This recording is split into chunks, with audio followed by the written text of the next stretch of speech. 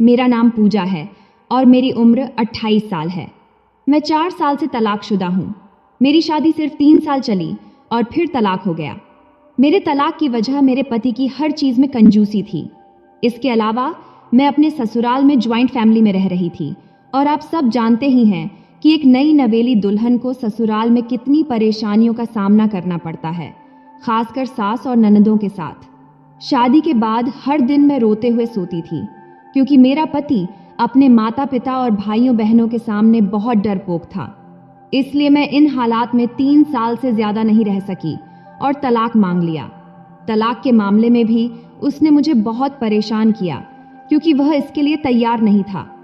तब वह कहता रहा कि तुम्हें मुझ जैसा कोई नहीं मिलेगा, तुम अकेली रह जाओगी, इसलिए सहन करो और इसी में गुजारा करो।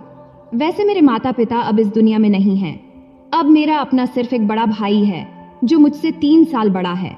वह भी शादीशुदा है और अपनी पत्नी के साथ दूसरे शहर में रहता है। लेकिन हाल ही में उसकी आंखों की समस्या बढ़ गई थी।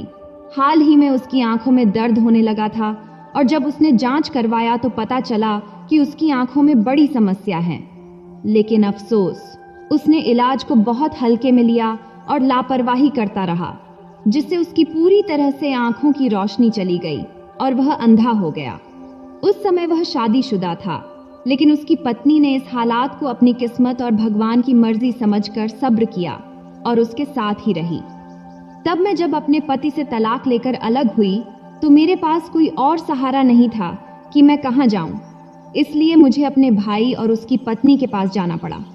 उनके 2 छोटे बच्चे थे जिन्हें मैं बहुत प्यार करती थी और उनसे जुड़ गई थी।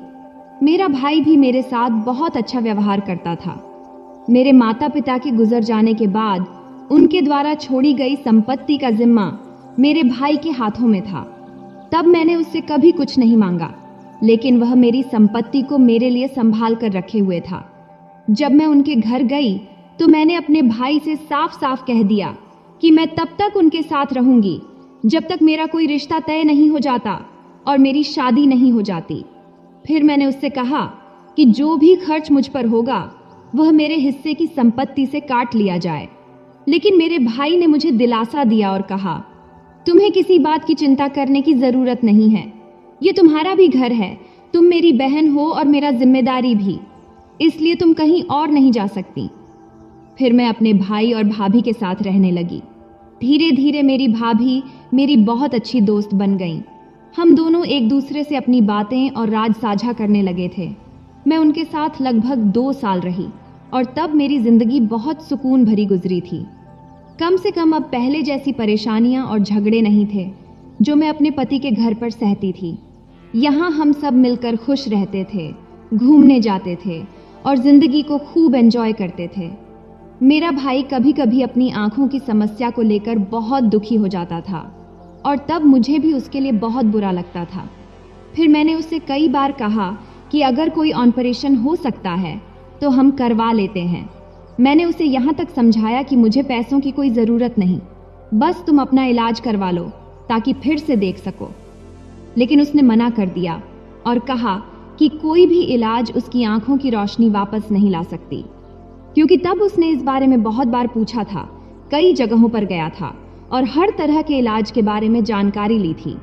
इसलिए तब अगर कोई ऑपरेशन संभव होती तो चाहे वह कितना भी महंगा क्यों ना हो तो भी वह करवाने को तैयार था, क्योंकि उसकी आर्थिक स्थिति ठीक थी। लेकिन तब डॉक्टरों ने साफ कह दिया था कि अब कुछ नहीं हो सकता। आखिरकार उसने इसे भगवान की मर्जी मानकर स्वीकार कर लिया और आगे कुछ करने की कोशिश ही नहीं किया। हालांकि वह एक फर्नीचर शोरूम का मालिक था जिससे उसकी आमदनी अच्छी होती थी। मैं जब से उसके घर में रहने लगी थी तो धीरे धीरे मुझे महसूस होने लगा था कि मैं उन पर बोझ बन रही हूँ, खासकर पैसों के मामले में। इसलिए मैंने अपने भाई से कहा कि मैं कोई काम करना चाहती हूँ ताकि अपना खर्च खुद उठा सकूं। इस पर उसने कहा, मैं तुम्हें किसी अजनबी के यहाँ काम नहीं करने दूंगा। अगर तुम्हें काम करना ही है तो मेरे फर्नीचर शोरूम में आ जाओ, वहाँ तुम्हें कोई मेहनत नहीं करनी पड़ेगी, बस ऑफिस में बैठकर दाम बताने होंगे और हल्के फुल्के सौदे करने होंगे। तुम्हें सामान उठाने या रखने की कोई ज़रूरत नहीं होगी। तब मुझे भी यह बात ठीक लगी और मैंने हामी भर दी। फिर मैंने अपने भाई से यह भी कहा कि मैं इसके बदले कोई सैलरी नहीं लूंगी। फिर मैंने भाई से कहा, मैं तुम्हारे साथ काम करूंगी, लेकिन मेरी सैलरी घर के खर्च के लिए रख लेना। इस पर उसने मना कर दिया और कहा, ऐसी बातें मत करो, तुम्हें अपनी सैलरी पूरी मिलेगी। अगर तुम बचाना चाहती हो या कुछ अपने लिए लेना चाहती हो तो वो अलग बात है। और मत भूलो कि तुम अभी जवान और खूबसूरत हो, और ऊपर वाला तुम्हारे लिए जरूर कोई अच्छा रिश्ता भेजेगा जिससे तुम्हें प्यार होगा और जो तुमसे प्यार करेगा। फिर तुम शादी करोगी, बच्चे होंगे और एक आम जिंदगी जियोगी जैसी बाकी सब जीते हैं। इसलिए तुम्हें तुम्हारा सैलरी मिलेगा, उसे तुम अपने भविष्य के लिए बचा के रखना। तब भाई की बात पर मैंने हामी भर दी और काम पर लग गई। लेकिन दोस्तों, मैं आप सबसे एक बात नहीं छुपाना चाहती कि भले ही मैं अपने पति से तलाक लेकर खुश थी, क्योंकि मेरे शादी में बहुत ज्यादा झगड़े और तनाव था, लेकिन फिर भी कभी कभी पुरानी यादें आ जाती थीं। तब मैं सोचती थी कि हमारी शादी के शुरुआती कुछ महीने कितने अच्छे थे, जब हमारे बीच कोई समस्या नहीं थी। सच कहूं तो मेरा पति बुरा इंसान नहीं था, लेकिन उसकी कमजोर शख्सियत और उसके घर वालों के आगे दब कर रहना यह मुझे बहुत परेशान करता था, क्योंकि जब उसकी माँ और पिता और भाई बहन कभी कभी मेरे साथ गलत व्यवहार करते थे और तब वह कभी मेरा पक्ष नहीं लेता था, यहाँ तक कि वह उनका सामना भी नहीं कर पाता था। वैसे आप सब भी जानते हैं कि एक औरत को अपने पति से सिर्फ इतना ही चाहिए कि वह उसे प्यार और सम्मान दे, उसकी परवाह करे और उसके लिए खड़ा हो, खासकर जब बात सही और गलत की हो। दोस्तों, मैं भी कोई झगड़ालू स्वभाव की लड़की नहीं थी। मैं हमेशा अपने ससुराल वालों से अपने परिवार की तरह ही पेश आती थी, लेकिन फिर भी मुझे उनका प्यार नहीं मिला। इसका मुझे कभी समझ नहीं आया कि मेरे ससुराल वाले मुझसे इस तरह क्यों पेश आते थे। मैं तो हमेशा उनसे अच्छा व्यवहार करती थी, लेकिन फिर भी उनका रवैया मेरे प्रति कठोर ही रहता था। तब मैं इसकी कोई वजह नहीं ढूंढ पाई। उनके अपने रिश्तेदार भी यही कहते थे कि वे बहुत सख्त मिजाज और झगड़ालू लोग हैं। इसलिए मैंने सोचा कि इससे पहले कि मैं इस माहौल में बच्चे पैदा कर लूं और पूरी जिंदगी इस तकलीफ में गुजारने को मजबूर हो जाऊं, बेहतर यही होगा कि मैं अलग हो जाऊं। इन सब के बाद भी जब मेरा भाई मुझसे इस बारे में बात करता था तो मुझे अपनी हालत पर बहुत दुख होता था। मैं सोचती थी कि मेरी उम्र की लड़कियां एक खुशहाल शादीशुदा जिंदगी बिता रही हैं, उनके बच्चे हैं, वे अपने परिवार के साथ खुश हैं, लेकिन मेरे साथ ऐसा क्यों हुआ? फिर मैं खुद को समझाती थी कि जो भी हुआ वह मेरी तकदीर का हिस्सा था और मुझे ऊपर वाले की मर्जी पर भरोसा रखना चाहिए। लेकिन तब हर औरत की तरह मेरे अंदर भी भावनाएं थीं। खासकर जब कोई औरत अपने पति से अलग हो जाती है तो उसे प्यार, अपनापन और किसी के साथ की ज़रूरत महसूस होती है। मुझे भी ऐसा ही महसूस होता था, लेकिन मेरे पास कोई नहीं था जो मेरी फिक्र करे, जो मुझे प्यार दे। इसलिए मुझे अपने हालात पर और भी ज़्यादा दुख होता था। सबसे ज़्यादा तकलीफ़ मुझे तब होती थी जब मैं अपने कमरे में सोने जाती थी। तब मेरे भाई और भाभी का कमरा मेरे कमरे के ठीक बगल में ही था। जब वे दोनों पति पत्नी की तरह एक दूसरे के करीब होते थे तो उनके बीच की नज़दीकियों की आवाज़ें मुझे सुनाई देती थीं। ये आवाज़ें मुझे बेचैन कर देती थीं और तब मैं खुद को बहुत अकेला महसूस करती थी। फिर मैं खुद को खुश रखने की कोशिश करती रहती थी, अपना ध्यान भटकाने के लिए कुछ देखती या करती थी ताकि अपने अंदर की भावनाओं को थोड़ा हल्का कर सकूं। फिर एक दिन सुबह मेरी नींद अचानक तेज आवाज़ों से खुली। तब मेरे भाई और भाभी बहुत जोर से झगड़ रहे थे। उनकी आवाज़ें इतनी तेज थीं कि पूरा घर गूंज रहा था। मुझे समझ नहीं आ रहा था कि आखिर बात क्या है। तब मैंने उन्हें शांत कराने की बहुत कोशिश की, लेकिन मेरा भाई बहुत गुस्से में था और पागलों की तरह चिल्ला रहा था। मेरी भाभी भी किसी न किसी बहाने से झगड़ा बढ़ा रही थी। फिर जैसे तैसे करके जब माहौल थोड़ा शांत हुआ तो मैंने अपने भाई से कहा कि वह अंदर जाकर भाभी को मना ले, लेकिन भाभी ने मना कर दिया। उसने गुस्से में कहा, तुम बाहर जाओ, मुझे अकेला छोड़ दो।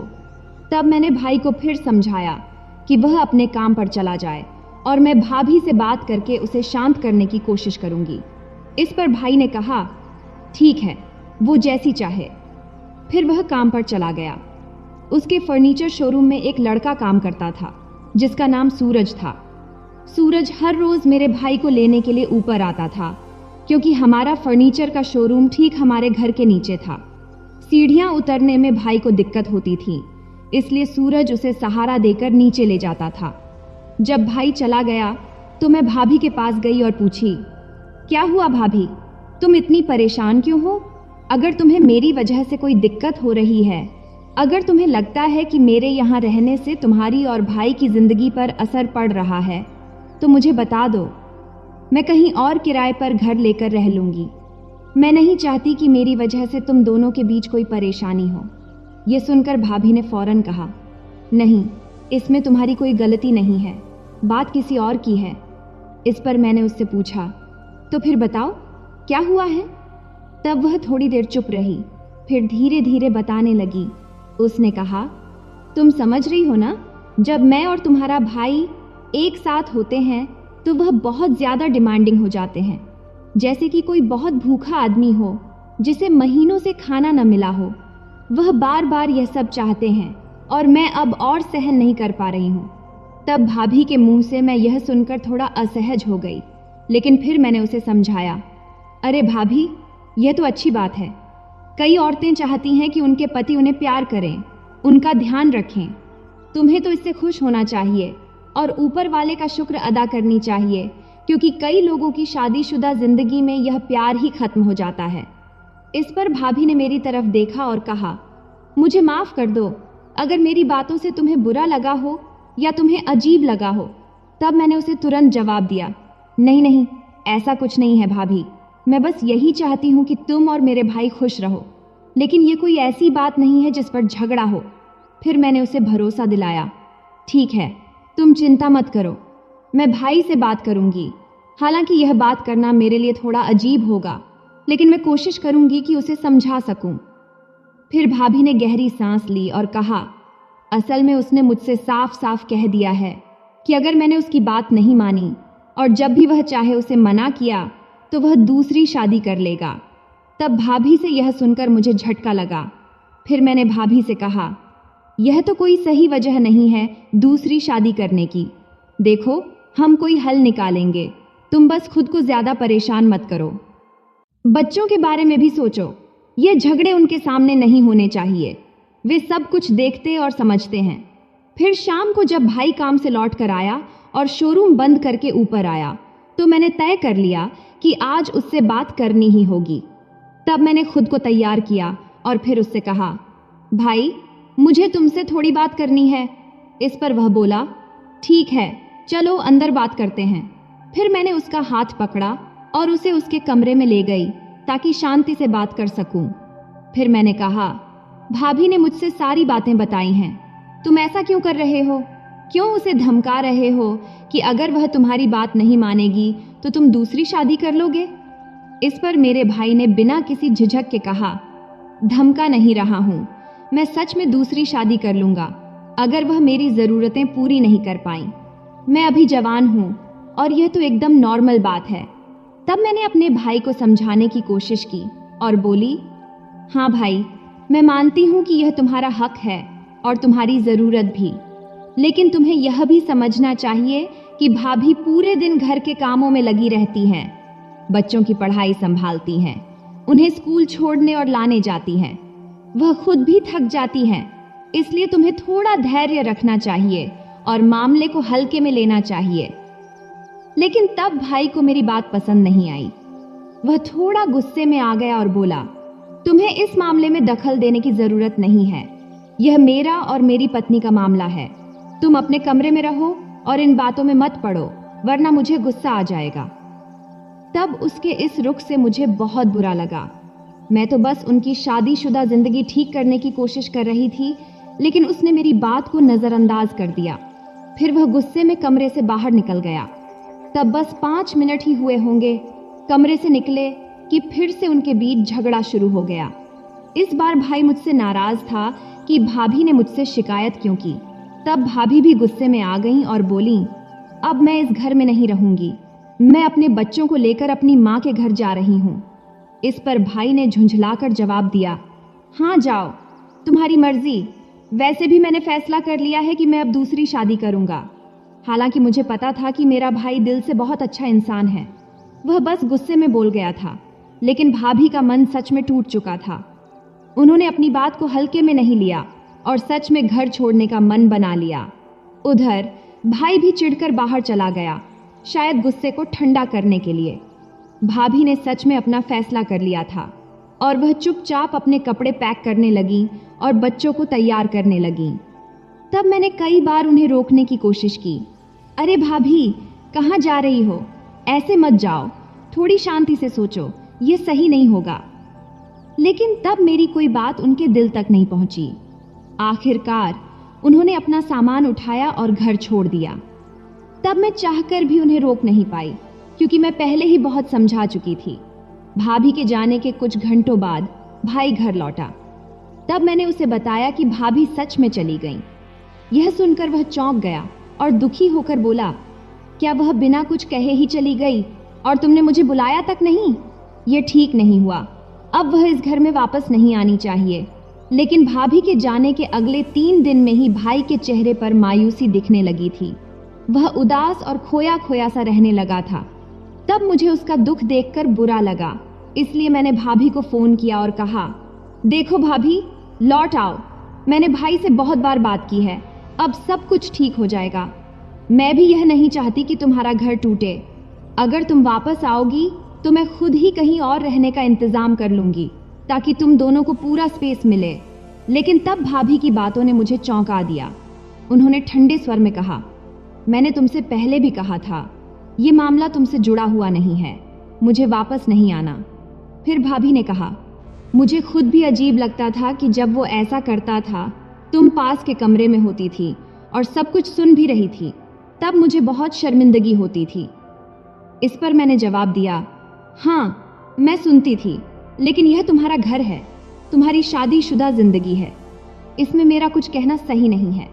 खैर, बात वहीं खत्म हो गई और भाभी ने साफ मना कर दिया कि वो वापस नहीं आएंगी। फिर दिन बीतते गए। अब मैं अकेले ही पूरे घर का काम संभाल रही थी, खाना बनाना, सफाई करना और बाकी सब कुछ। ऐसे ही 15 दिन बीत गया। तब मैंने महसूस किया कि भाई का स्वभाव बदलने लगा था। वह हमेशा चिड़चिड़ा और गुस्से में रहने लगा था। उसकी हालत देखकर साफ लग रहा था कि वह अंदर से बहुत परेशान है। तब मुझे भाभी की वो बात याद आ गई जब उन्होंने कहा था कि भाई इस चीज की बहुत ज्यादा जरूरत महसूस करते हैं। यह सोचकर मुझे समझ आ गया कि भाई के लिए यह दूरी सहना मुश्किल हो रहा है। इसलिए मैंने धीरे से उनसे कहा, भाई, अगर तुम वाकई भाभी के बिना नहीं रह सकते और तुम्हें उसकी जरूरत महसूस हो रही है तो उसे वापस ले आओ। इस पर भाई ने गुस्से में जवाब दिया, नहीं, वो खुद चली गई थी, मैं किसी को वापस बुलाने वाला नहीं हूं। अगर उसे आना होगा तो वो खुद आएगी। तब मैंने देखा कि वो बाहर से सख्त दिखने की कोशिश कर रहे थे, लेकिन अंदर से परेशान थे। तब बात वहीं की वहीं रह गई और भाई अपनी जिद पर अड़े रहे। आखिरकार मैंने भी इस बारे में बात करना छोड़ दिया। फिर एक दिन जब भाई नीचे दुकान पर थे, तब मैं घर की सफाई कर रही थी। उसी दौरान मैंने उनकी कमरे की सफाई करने का सोचा और उनके कमरे की चीजें ठीक करने लगी।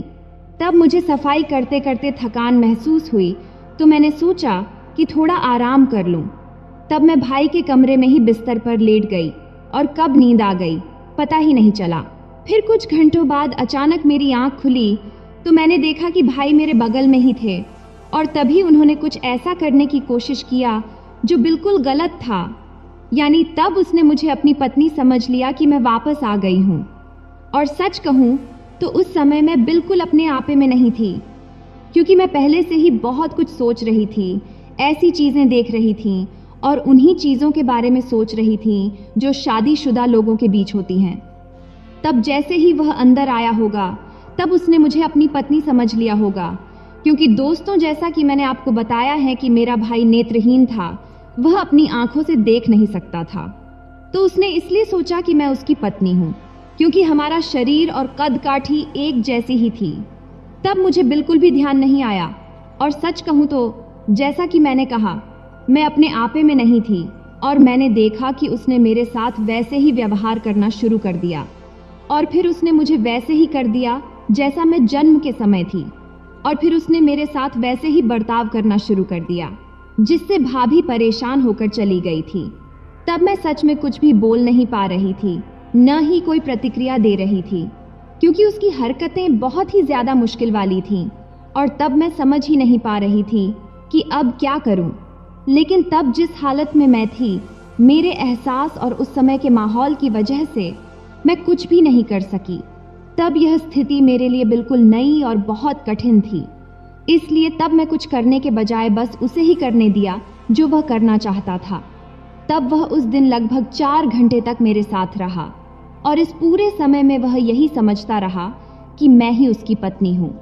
तब मैं अंदर से बिल्कुल अलग महसूस कर रही थी, जैसे मेरा एहसास ही बदल गया हो।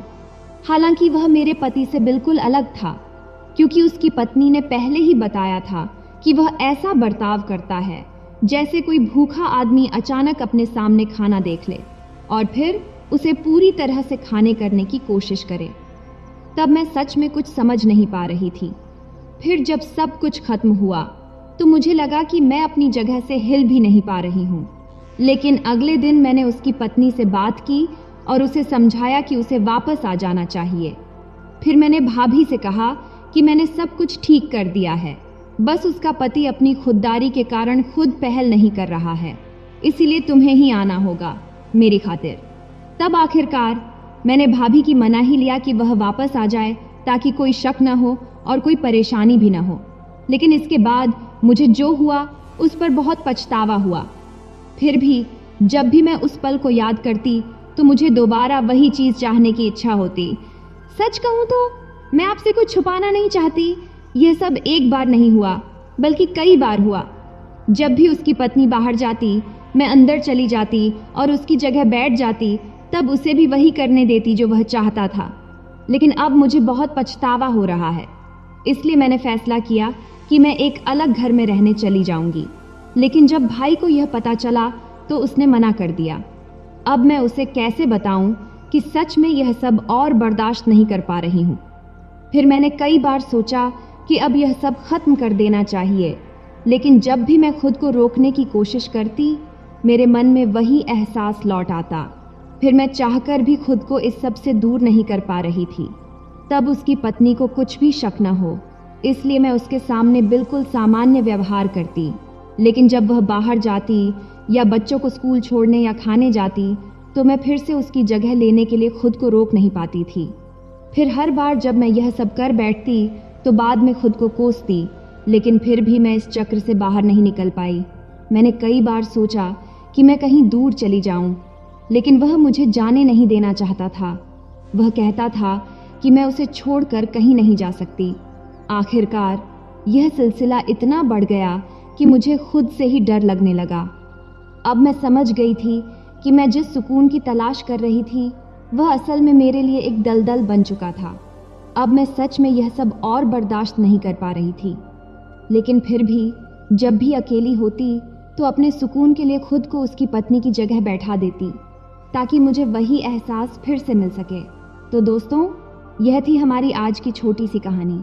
आपको यह कहानी कैसी लगी कमेंट करके ज़रूर बताएं। अगर आपको यह कहानी पसंद आई हो तो इसे लाइक करें और अपने दोस्तों के साथ शेयर करें। आगे भी ऐसी ही रोमांचक कहानियों के लिए हमारे चैनल को सब्सक्राइब करें और बेल आइकन दबाना न भूलें ताकि आप हमारी कोई भी कहानी मिस न करें। मेरा नाम कनिका है। धन्यवाद। और मैं 45 साल की हूँ। मैं बहुत लंबे समय से विधवा हूँ। मेरे पति मेरे साथ सिर्फ 2 साल रहे। हाँ, सिर्फ 2 साल। तभी मैं अपने बेटे सूरज को लेकर अभी प्रेग्नेंट हुई ही थी कि मेरे पति गुजर गए। उसी वक्त से मैं अकेली हूँ, एक विधवा बनकर। फिर अपने बेटे के जन्म के बाद से मैंने उसे अकेले ही पाला, और वो भी ऐसा पाला कि कोई कमी न रहे। ज़रा रुकिए, अपनी कहानी शुरू करने से पहले मैं आपसे रिक्वेस्ट करना चाहती हूँ कि मेरे चैनल को सब्सक्राइब करें और बेल आइकन ज़रूर दबाएं। और प्लीज़ कहानी को आखिर तक सुने ताकि आपको पता चले कि आगे क्या हुआ। तो हाँ, मैं बता रही थी कि मैं एक विधवा हूँ।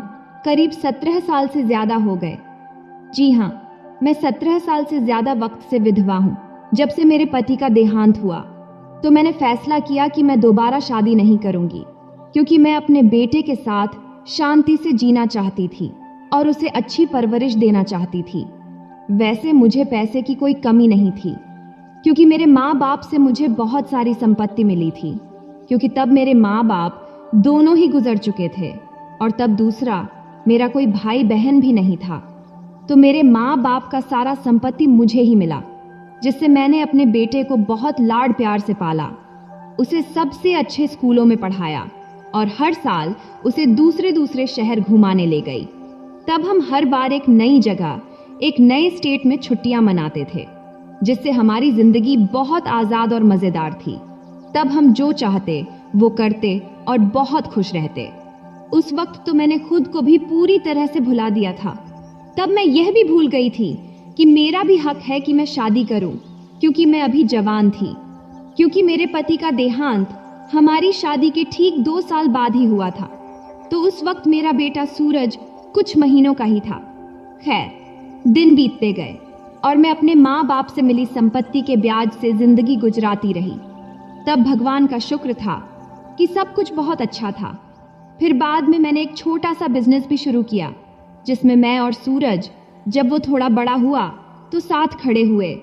तब भगवान की कृपा से मेरा बेटा अब 19 साल का हो गया था, या कहें कि 20 का होने वाला था। अब वो एक जवान लड़का लगने लगा था। लेकिन तभी कुछ समय से मुझे एक अजीब सा खालीपन महसूस होने लगा, जो मेरे लिए बहुत मुश्किल पैदा कर रहा था। खासकर जब सूरज अपने दोस्तों के साथ घूमने जाता, क्योंकि तब वो लगभग हर महीने अपने दोस्तों के साथ कहीं ना कहीं घूमने चला जाता था, माहौल बदलने के लिए। और तब मैं अकेली रह जाती अपनी बड़ी सी हवेली में। फिर मैं उस खालीपन को महसूस करने लगी। फिर उस खालीपन से बहुत परेशान हो गई, जिससे मुझे बहुत बोरियत और अकेलापन महसूस होने लगा।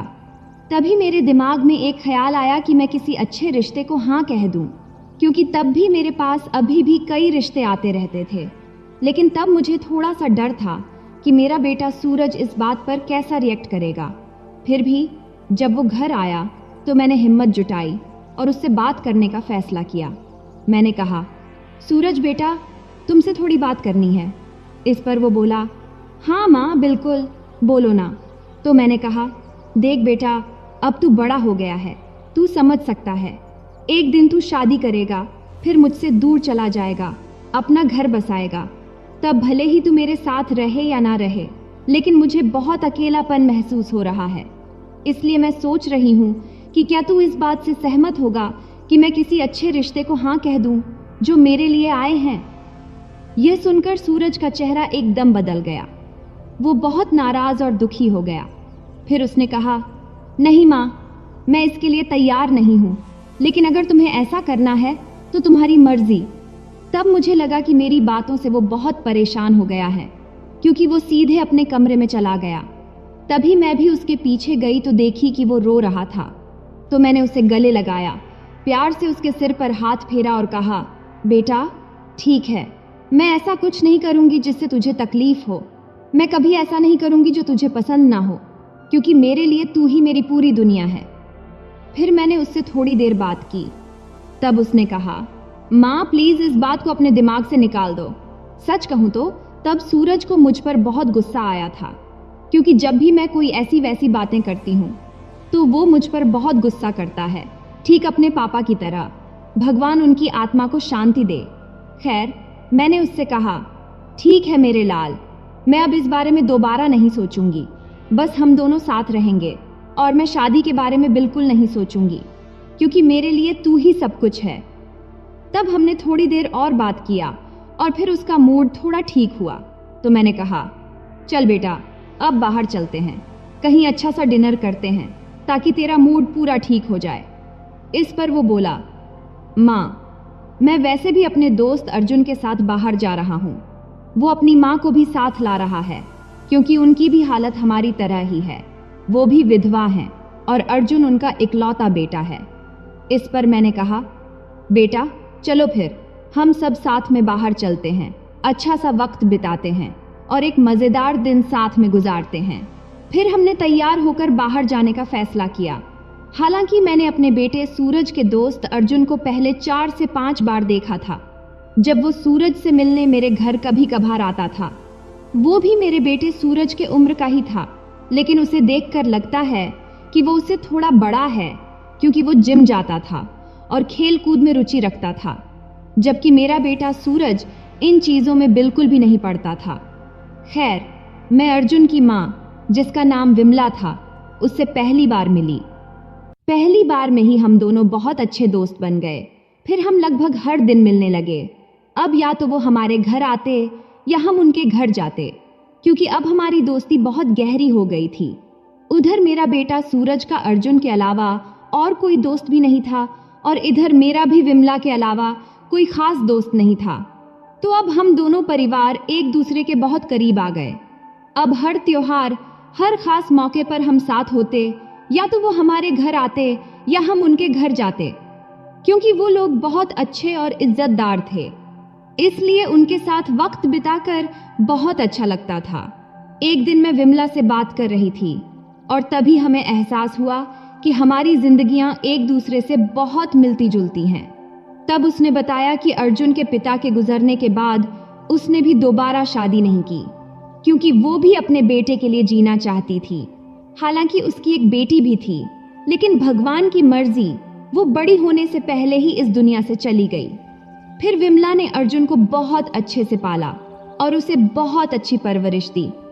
इस बातचीत के बाद मैं अपनी नई दोस्त विमला और उसके बेटे अर्जुन के साथ और भी घुल मिल गई। अब हम लोग अक्सर साथ में बाहर जाते, कभी उनके घर तो कभी हमारे घर, कभी होटल तो कभी सिनेमा। फिर धीरे धीरे हम एक दूसरे को अपना परिवार समझने लगे। लेकिन इसी दौरान मैंने एक चीज नोटिस की। अर्जुन, मेरा बेटा सूरज का दोस्त, जब भी हम सब साथ होते तो वो बार बार मेरी तरफ ही देखता था। तब वो मेरे तरबूज और अनार को ऐसे घूरता जैसे मैं कहीं जा रही हूँ या आ रही हूँ। पहले तो मैंने ज्यादा ध्यान नहीं दिया, लेकिन धीरे धीरे मुझे भी ये सब अच्छा लगने लगा, जिससे मैं खुश होने लगी। हालांकि मैंने कभी अपने चेहरे पर कुछ जाहिर नहीं होने दिया। लेकिन जो बात मुझे अजीब लगी वो ये थी कि सूरज भी उसी तरह की नजरों से विमला को देखने लगा था।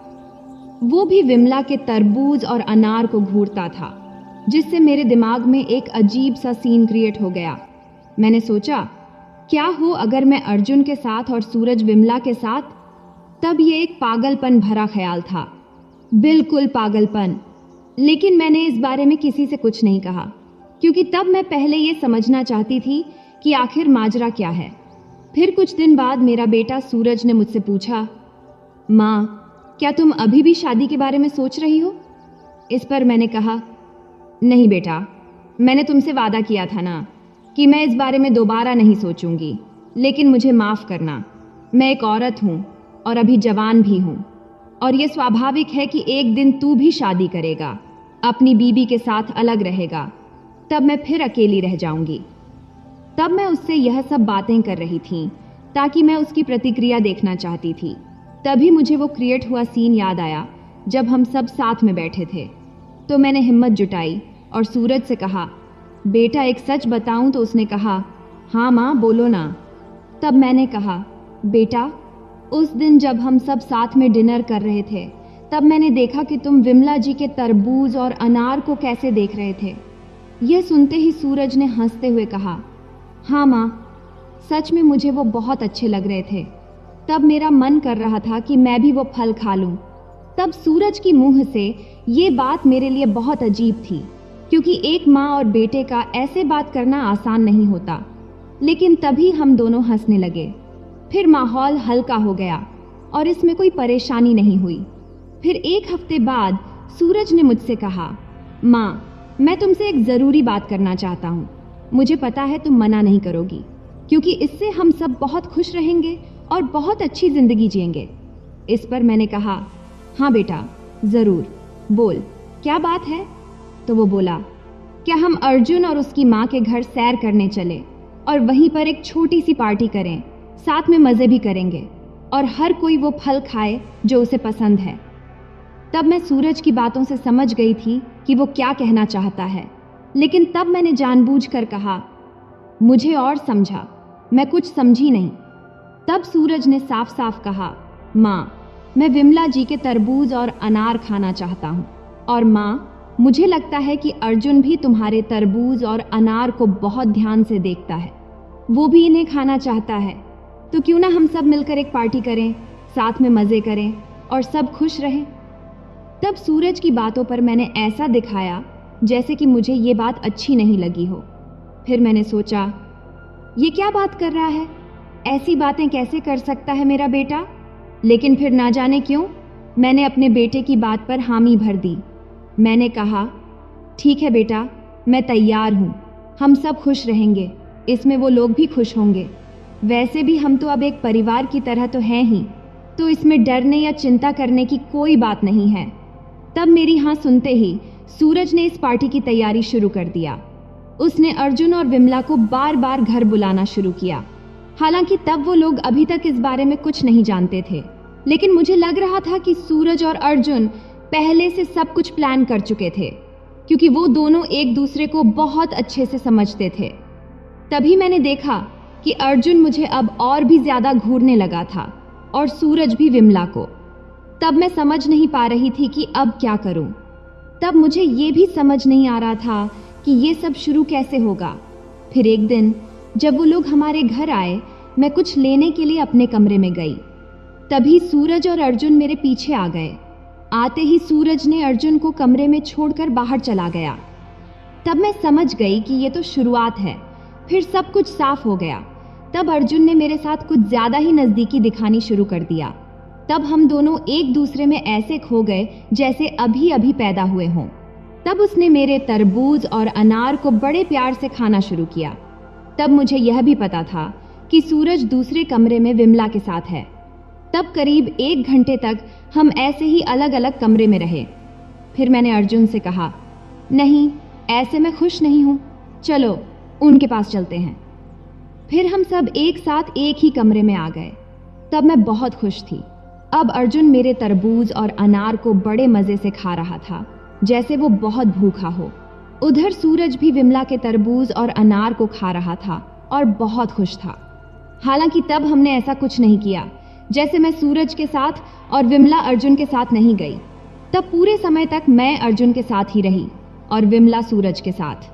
तब हमने बहुत ही मजा लिया और बहुत खुश थे, क्योंकि वो रात हमारे लिए बहुत ही खूबसूरत थी। उस रात हम चारों ने सुबह तक साथ में वक्त बिताया। तब हमने ऐसे पल जिए जो हमने पहले कभी नहीं जिए थे। उस रात के बाद वो लोग अब हमारे घर आकर रहने लगे। इसके बाद हमने तय किया कि 1 हफ्ता हम उनके रहेंगे और फिर वो 1 हफ्ते हमारे घर पर रहेंगे, जैसे हम एक ही परिवार हों। फिर हम सब एक दूसरे के साथ ऐसे ही रहने लगे जैसे शादीशुदा हों। और मेरी जिंदगी में फिर से एक रोमांस और खूबसूरती आ गई, जिसने मुझ में उन सारी चीज़ों की भरपाई कर दी जिनसे मैं सालों से वंचित थी। अब मैं बहुत खुश थी, लेकिन तभी एक बहुत बड़ी मुसीबत आ गई। हुआ यूं कि मैं और अर्जुन एक बार इतने खो गए कि मैं प्रेग्नेंट हो गई। अब मैं समझ नहीं पा रही कि क्या करूं। तब मैंने इस मुसीबत से निकलने का हर रास्ता सोचा, लेकिन कुछ समझ नहीं आ रहा, जिससे मैं बहुत परेशान हूँ। ना सोच पा रही हूँ, ना कुछ कर पा रही हूँ। इसलिए प्लीज़ आप लोग मुझे कमेंट्स में सलाह दें कि मैं इस परेशानी से कैसे बाहर निकलूं। मुझे बताएं कि अब मुझे क्या करना चाहिए। तो दोस्तों, यह थी हमारी आज की छोटी सी कहानी। आपको यह कहानी कैसी लगी, कमेंट करके ज़रूर बताएं।